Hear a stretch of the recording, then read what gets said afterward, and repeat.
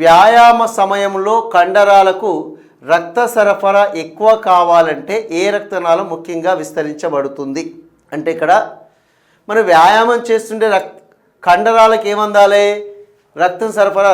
అంటే కండరాలు ఏముంటాయి? ఇక్కడ కణాలు అనేటువంటివి ఉంటాయి, సెల్స్ అనేటువంటి ఉంటాయి. మరి ఈ సెల్స్కి ఏమందాలి? రక్తం అనేటువంటిది అందాలి.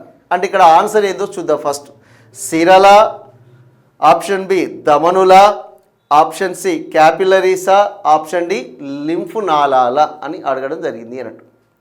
అయితే చూడండి, ఇక్కడ ఆన్సర్ అనేటువంటిది ఇక్కడ క్యాపిలరీస్ అండి. ఆన్సర్ ఏంటిది?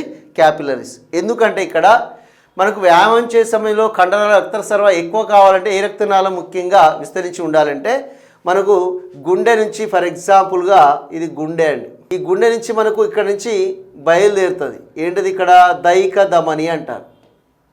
ఈ ధమని అనేటువంటి బయలుదేరిన తర్వాత మనకు చిన్న చిన్న అనేకమైనటువంటి రక్తనాళాలుగా విడిపోవడం అనేటువంటి జరుగుతుంది అన్నట్టు. ఇలా రక్తనాళాలుగా విడిపోతవి అన్నట్టు.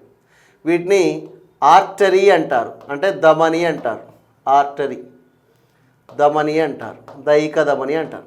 ఈ ధమనులు అనేటువంటి ఏమైతుంది? చిన్న చిన్న ఇలా విడిపోవడం ఫలితంగా మనకు ధమనికలు అనేటువంటివి ఏర్పడతాయి, ఆర్టీరియోల్స్. ధమనికలు ఏమైతే ఇంకా చిన్నగా ఉండేటువంటి రక్తనాళాలుగా విడిపోవడం జరుగుతుంది అన్నట్టు. ఇలా చిన్న చిన్నగా ఉండేటువంటి రక్తనాళాలుగా విడిపోవడం అనేటువంటి జరుగుతుంది అన్నట్టు. ఇలా సూక్ష్మమైనటువంటి చిన్న చిన్న రక్తకేశ నాళికలు విడిపోతాయి అన్నట్టు.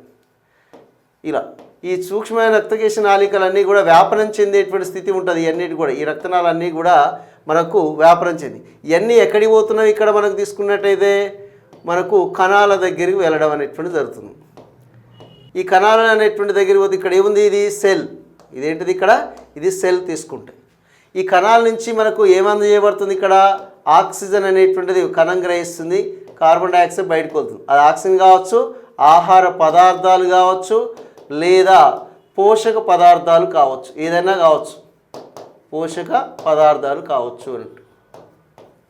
అంటే ఈ సూక్ష్మమైన రక్తకేశ నాళికలు అనేటువంటి క్యాపిల్లరీస్ అనేటువంటివి మనకు కణంతో సంబంధాన్ని ఏర్పరచుకుంటాయి. కాబట్టి ఈ సూక్ష్మమైన రక్తకేశ నాళికలు అనేటువంటి బాగా విస్తరించబడి ఉంటవి అని అర్థం.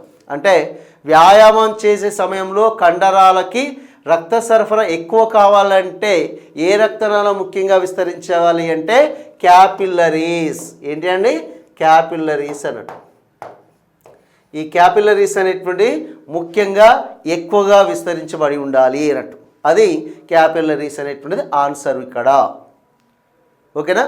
అది మరి సిరలు ఎందుకు కావాలంటే సిరలలో ప్రసరించే రక్తం ఏంది? ఇక్కడ మనం తీసుకున్న సిరల్లో ప్రసరించే రక్తం ఏంది?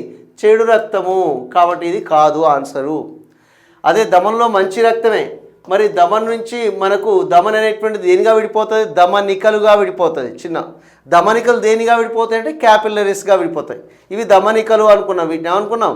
ధమనికలు అనుకున్నాం. ఇవేంటివి? ఇక్కడ క్యాపిల్లరీస్ అన్నట్టు. అంటే ఇక్కడ క్యాపిల్లరీ. లింఫ్ నాళాలు అనేటివి ఇది కాదు అన్నట్టు. అంటే ఆన్సర్ ఏది అంటే ఇక్కడ క్యాపిల్లరీస్ అనేటువంటిది ఆన్సరు.